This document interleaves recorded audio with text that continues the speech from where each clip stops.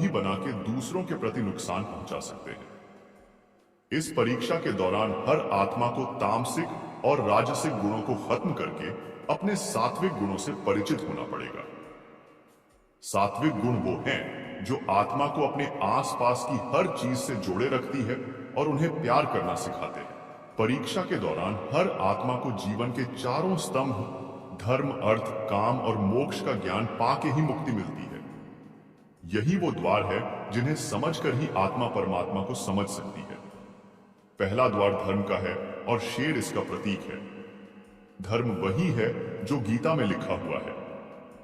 धर्म वही है जो धारण किया हुआ है, जिसे आपका दिल मानता है। जैसे झूठ नहीं बोलना, चोरी नहीं करना, भगवान का निरादर नहीं करना, दूसरों को नुकसान नहीं देना, यही सब धर्म है। और हर आत्मा को अपने जीवन काल में हर समय धर्म का पालन करना होगा और उसकी रक्षा करनी होगी। दूसरा द्वार अर्थ का है और घोड़ा इसका प्रतीक है। हर आत्मा अपने हर जीवन काल में अपने पृथ्वी पे होने का अर्थ या मूल कारण समझेगी। इस जिंदगी में भोगने वाली चीजें और रिश्तों का आनंद लेगी। अच्छा बेटा और अच्छी बेटी, अच्छा भाई या अच्छी बहन, अच्छा पति या अच्छी पत्नी बनके हर रिश्ते पर खरी उतरेगी और इस परीक्षा को पास करेगी। तीसरा द्वार काम का है। भगवद गीता समझती है कि हर मनुष्य के अंदर काम, क्रोध, लोभ, मोह, अहंकार और ईर्ष्या जैसी 6 भावनाएं हमें अपने और दूसरों के प्रति नुकसान पहुंचा सकती है। इन भावनाओं को हर मनुष्य को हमेशा अपने नियंत्रण में रखना होगा, क्योंकि इनके बहाव में किया हुआ कोई भी काम हमारे जीवन भर की परेशानी का कारण बन सकता है। और एक आत्मा संतोष और सादगी से इन भावनाओं पर हमेशा के लिए विजय पा सकती है। चौथा स्तंभ मोक्ष का है और हाथी इसका प्रतीक है। इस परीक्षा रूपी जीवन में हर मनुष्य हर समय कुछ इच्छाएं रखता है। कुछ इच्छाएं एक ही जन्म काल में उनके पूरी हो जाती है, पर कुछ अधूरी रह जाती है और उनको पूरा करने के लिए आत्मा को वापस पृथ्वी पर आना पड़ता है। पूरी भगवद गीता हमें समझाती है कि हमारी इच्छाएं ही मूल कारण है हमारे पृथ्वी पर वापस आने का, और अगर हम कोई भी इच्छा न रखें तो हम इस जीवन और मृत्यु से मुक्त हो सकते हैं। ये द्वार माफी का भी है। जिन्होंने आपके साथ बुरा किया उनको माफ करके और जिनके साथ आपने बुरा किया उनसे माफी मांग के मुक्ति पाई जा सकती है।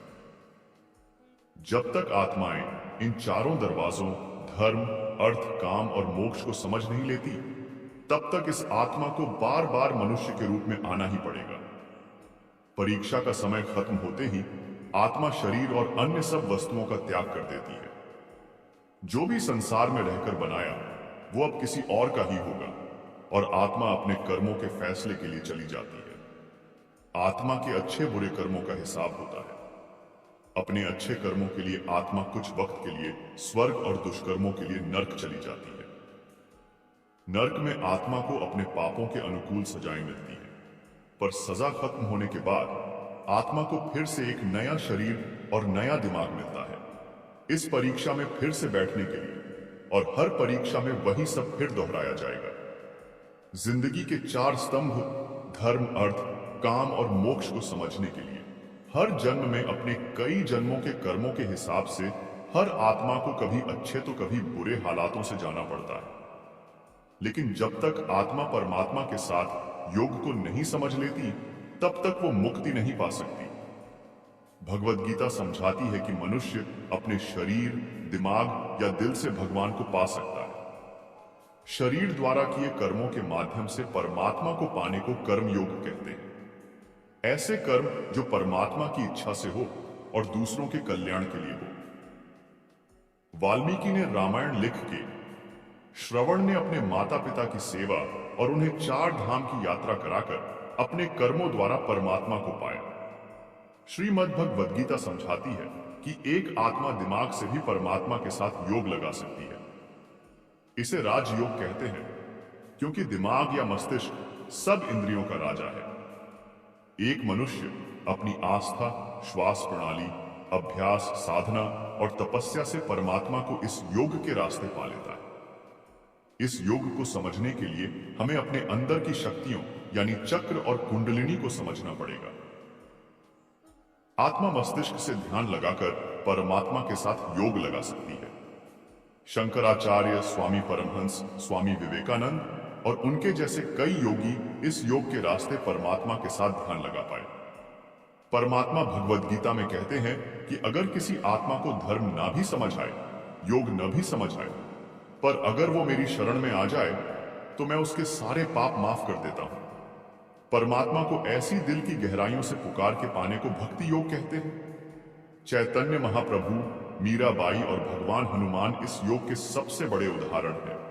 लेकिन कभी आत्मा अपने होने का मूल कारण भूल के धर्म का उल्लंघन करे या पाप के रास्ते पर निकल जाए तो उसे ठीक करने के लिए परमात्मा को खुद किसी रूप में पृथ्वी पे जन्म लेना पड़ता है, जिसके लिए परमात्मा ही सब कुछ है, जो अपने हर कर्म में परमात्मा को देखता है और हर कर्म परमात्मा के लिए वैसा कर्मयोगी मोक्ष का अधिकारी होता है। जो मनुष्य मुझसे परम प्रेम करके इस परम रहस्य युक्त गीता शास्त्र को मेरे भक्तों से कहेगा, वह मुझको ही प्राप्त होगा। इसमें कोई संदेह नहीं है। इससे ज्यादा मेरा प्रिय कार्य करने वाला मनुष्य में कोई नहीं है, तथा पृथ्वी भर में उससे ज्यादा मेरा प्रिय दूसरा कोई भविष्य में होगा भी नहीं। जो मनुष्य श्रद्धा युक्त और दोषों से रहित होकर इस गीता शास्त्र का श्रवण भी करेगा, वह भी सभी पापों से मुक्त होकर मेरे परम धाम को प्राप्त होगा। जीवन की सबसे महंगी चीज है आपका वर्तमान, जो एक बार चला जाए तो फिर पूरी दुनिया की संपत्ति देकर भी उसे हम हासिल नहीं कर सकते। श्री कृष्ण कहते हैं, मनुष्य अपने जीवन को सरलता से जी सकता है, पर फिर भी वह कभी सरल जीवन जी ही नहीं पाता। वह हमेशा चिंताओं से घिरा रहता है, वह भूत की बातों को सोचकर परेशान होता रहता है, वह मौत से डरने लगता है, वह ना तो अपने जीवन को सही तरीके से जी पाता है और ना ही मृत्यु को गले लगा पाता है। ज्ञानी व्यक्ति ना तो मरने वाले का शोक करते हैं, ना ही उनका शोक करते हैं जो अभी जिंदा है, क्योंकि वह जानते हैं जो मर गया वह फिर से जन्म लेगा और जो जिंदा है वह एक दिन जरूर मरेगा।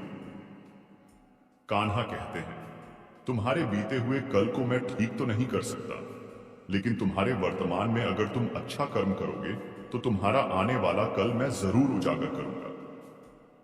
ईश्वर से कुछ मांगने पर ना मिले तो उससे नाराज ना होना, क्योंकि ईश्वर वह नहीं देता जो आपको अच्छा लगता है, बल्कि वह वही देता है जो आपके लिए अच्छा होता है।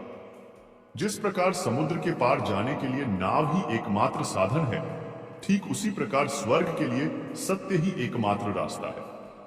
हम अधिकतर लोग अपनी तकलीफ से दुखी नहीं है जितना दूसरों की तरक्की देखकर दुखी है।